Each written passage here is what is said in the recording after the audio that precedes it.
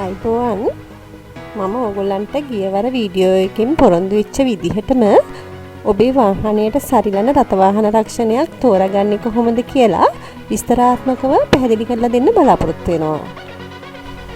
අපි මහා මාර්ගයේ වාහනයක් ධාවනය කරනවා නම් අපිට ඉන්ෂුරන්ස් එකක් වාහනය වෙනුවෙන් තියෙන්නම ඕනේ. එතකොට මේ ඉන්ෂුරන්ස්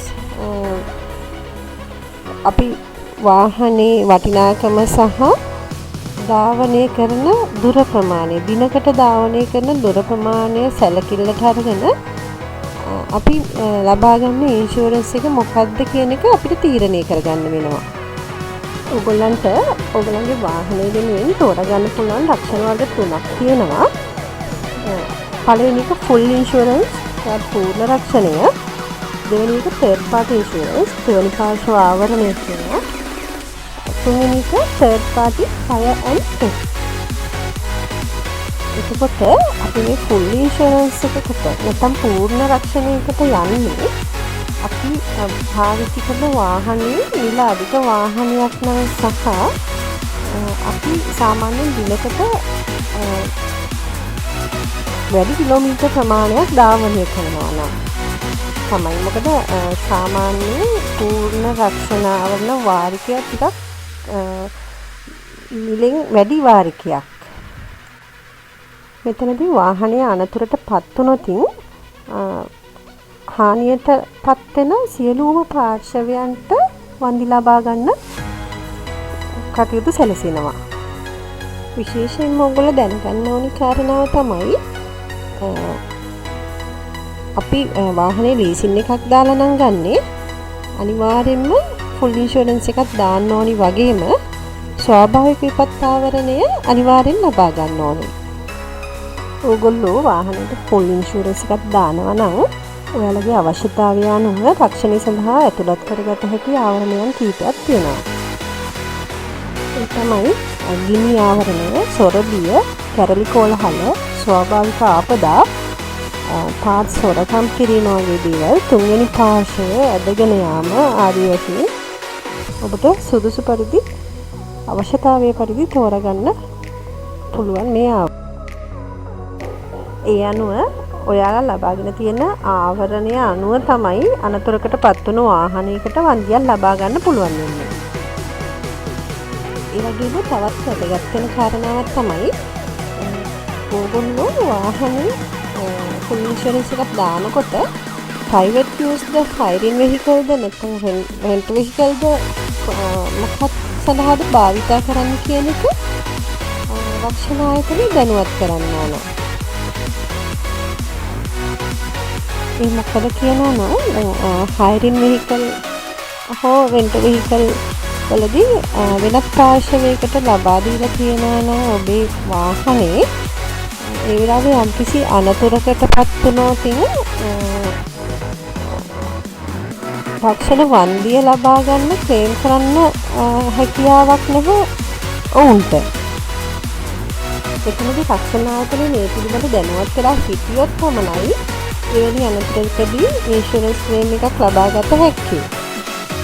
ඒ වගේම තමයි සියදුරු බීමත්කරිය පදවීමකදී හෝ ඩ්‍රයිවිං ලයිසන් එකක් ලබාගෙන නැති කෙනෙක් වාහනයක් ඩ්‍රයිව් කරලා සිදුවන අනතුරකදී නම් කිසිසේත්ම ඉන්ෂුරන්ස් ක්ලේම් එකක් ලබා ගන්න බෑ, අනිවාර්යයෙන්ම රිජෙක්ට් වෙනවා.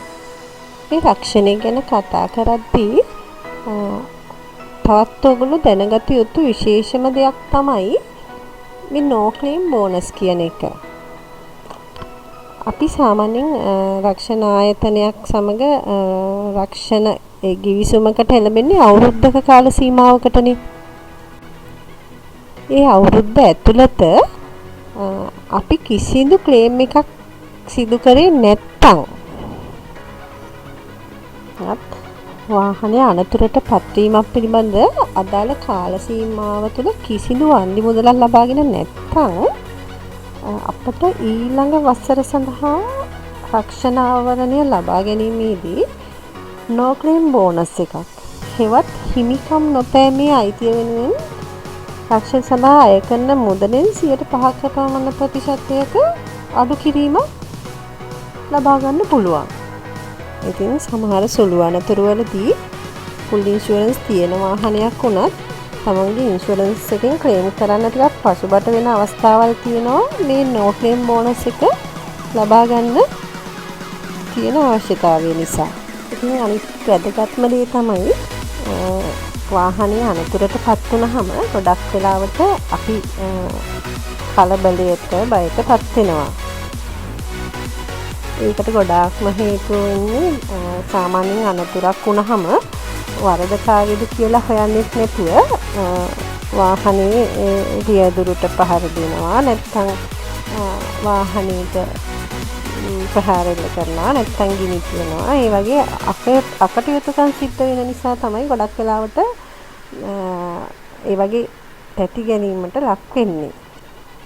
නමුත් ඉතින් සාමාන්‍යයෙන් අනතුරකට ලක් වුණාම සිද්ධ වෙන්න ඕනි දේ නම් සාමකාමීව දෙපාර්ශ්වයේම තුවාල වීම, හානි වීම හොයලා බලලා සහයෝගීව කටයුතු කරන එක තමයි. සාමාන්‍යයෙන් අපි පිටරටවල වීඩියෝ එකක් අනතුරක් සිද්ධ වෙච්ච එකක් බැලුවා වුණත් ඕනනම් බොහොම සහයෝගයෙන් තමයි මේ වෙලාවට කටයුතු කරන්නේ.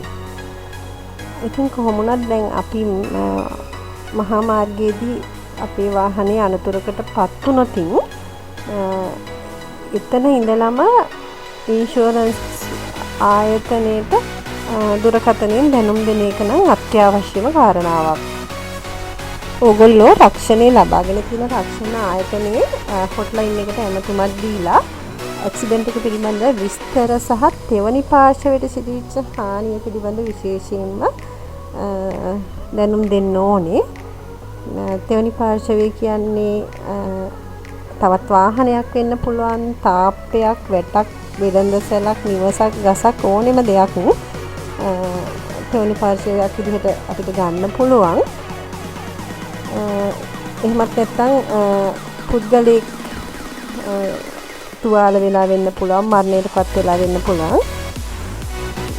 ඒ ආකාරයට අදාළ ඉන්ෂුරන්ස් ආයතනයේට, රක්ෂණ ආයතනයේට ඇමතුමක් දීලා එතකොට ඔබ දෙන ඇමතුම රක්ෂණ ආයතනයේ පටිගත වෙන විදිහට තමයි ඒගොල්ලෝ කටයුතු කරලා තියෙන්නේ.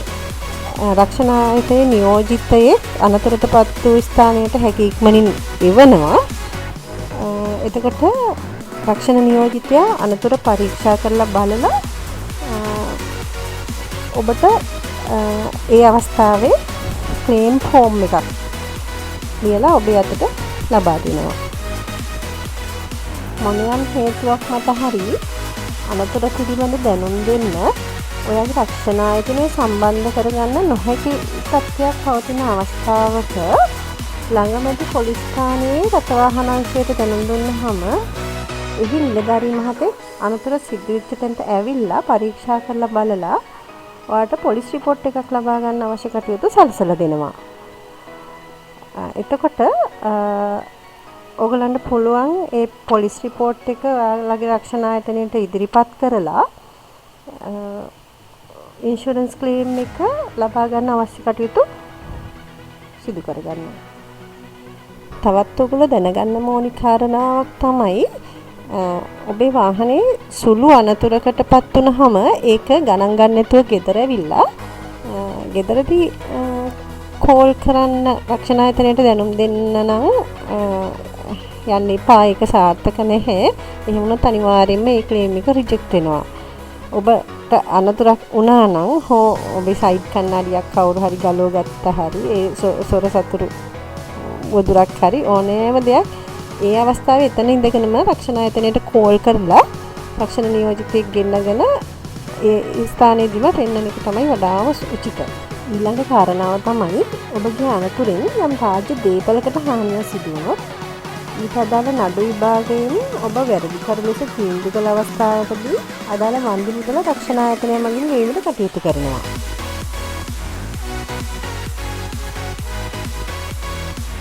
ඒ වගේම අපි හිතමු අනතුරෙන් පාරයිනේ තියෙන ලයිට් කණුවකට, දුරකථන කණුවකට, බෝක්කුවකට වගේ දෙයකට ඩැමේජ් වුණා කියලා.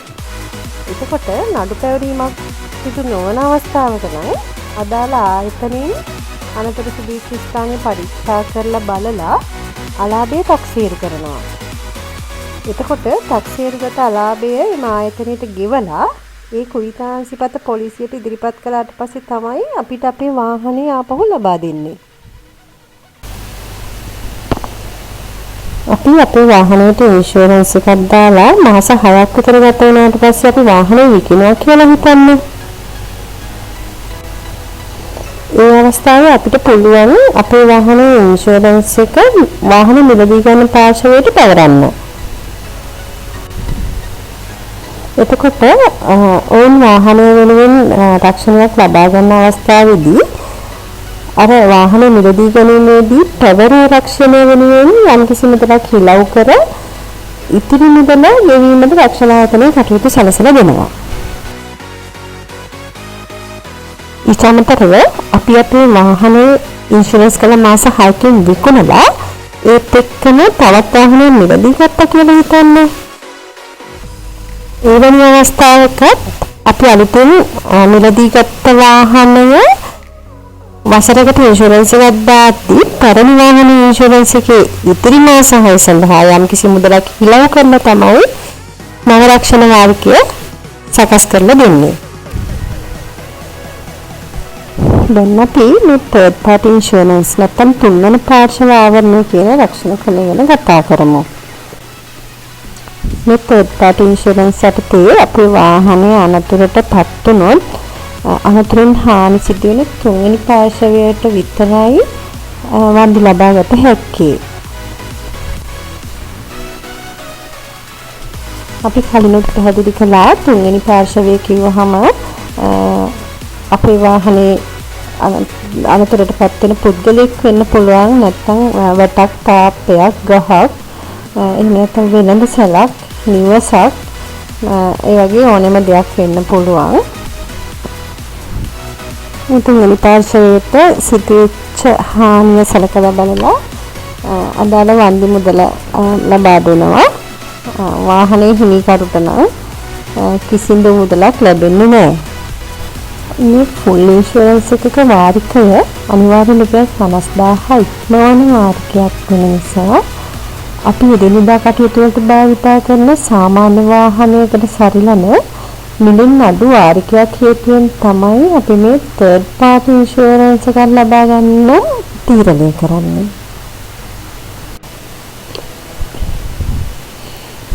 අවසාන වශයෙන් අප කිව්වේ third party fire and theft. මෙතනදී third party ආවරණයත් සමගම තවත් සීමිත ආවරණ ප්‍රමාණයක් සුළු වාරිකයේ සුළු වැඩිවීමකුත් එක්කලා ලබා ගන්න අපිට පුළුවන්.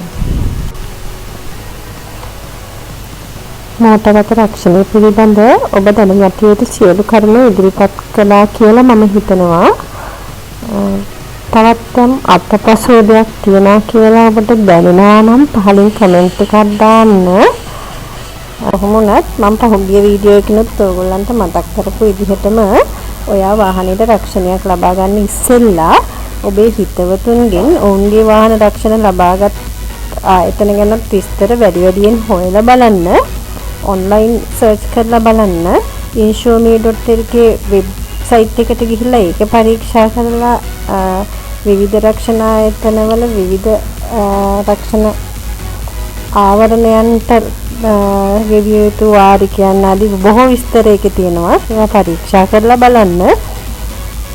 ඔබේ වාහනය ඉතාම විශ්වාසවන්ත, ඉතා ගුණාත්මක සේවාවක් සපයන හොඳ රක්ෂණ ආයතනයක රක්ෂණය කරන්න ඔබ වග බලා ගන්න. මොකද නැත්නම් ඔබට පසුවට පසුතැවිලි වෙන්න සිදු වෙයි.